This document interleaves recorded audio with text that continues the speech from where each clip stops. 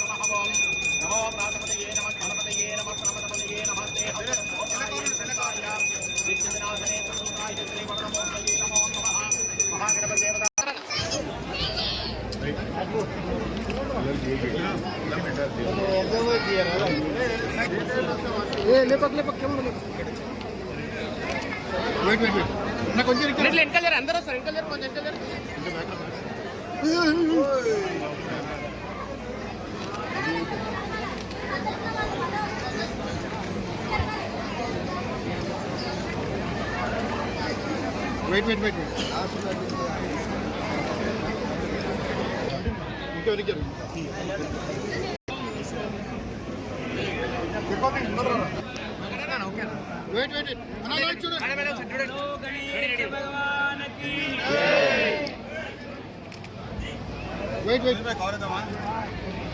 Hey, Bihar.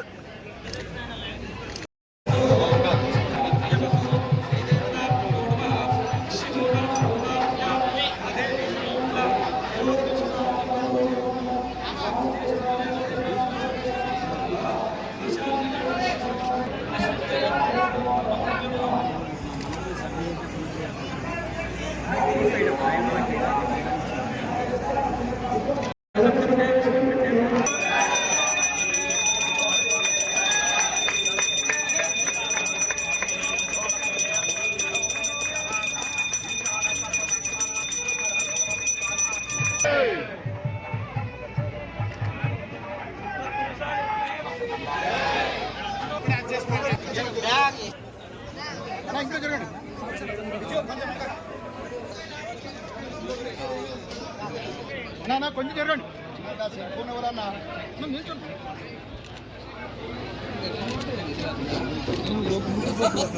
Wait ma'am అన్నా వెళ్ళనా madam 1 second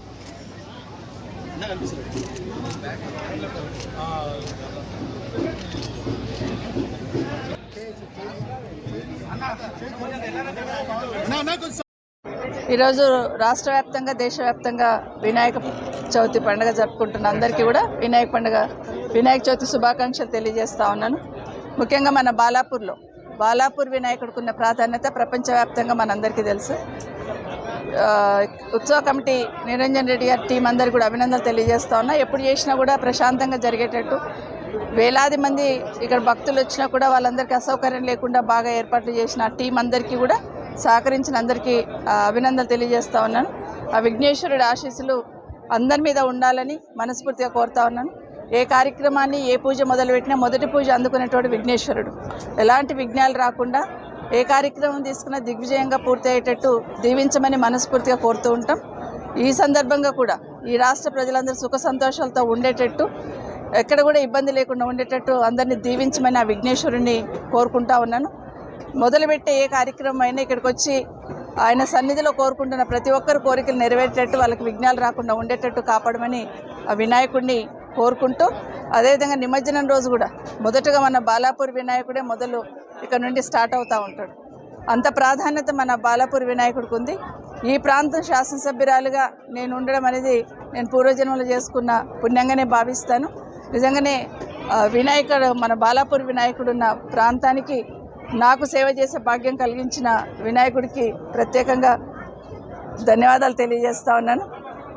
ఇదే కాకుండా ఇక్కడున్న మొన్న మన ఖమ్మంలో వర్షంతో చాలామంది ఇబ్బందులు పడ్డారు. ఆ దేవుడికి మనస్ఫూర్తిగా కోరుతా ఉన్నాను. అక్కడ చూసిన తర్వాత మనసు కలిసివేసింది. వాళ్ళందరూ కోలుకునేటట్టు, ఆ ఖమ్మంలో వరద వల్ల బాధపడ్డ, ఇబ్బంది పడ్డ వాళ్ళందరూ కోలుకునేటట్టు, అది విజయవాడ కావచ్చు, మన ఖమ్మం కావచ్చు, ఎక్కడైనా కూడా వరద వల్ల ఇబ్బందులు పడ్డ వాళ్ళందరూ తొందరగా కోలుకునేటట్టు వాళ్ళకి శక్తిని ఏమైనా విఘ్నేశ్వరుని కూడా కోరుకుంటూ ఈ రాష్ట్ర ప్రజలందరూ సుఖ సంతోషాలతో ఉండాలని మరొకసారి మనస్ఫూర్తి కోరుతాం.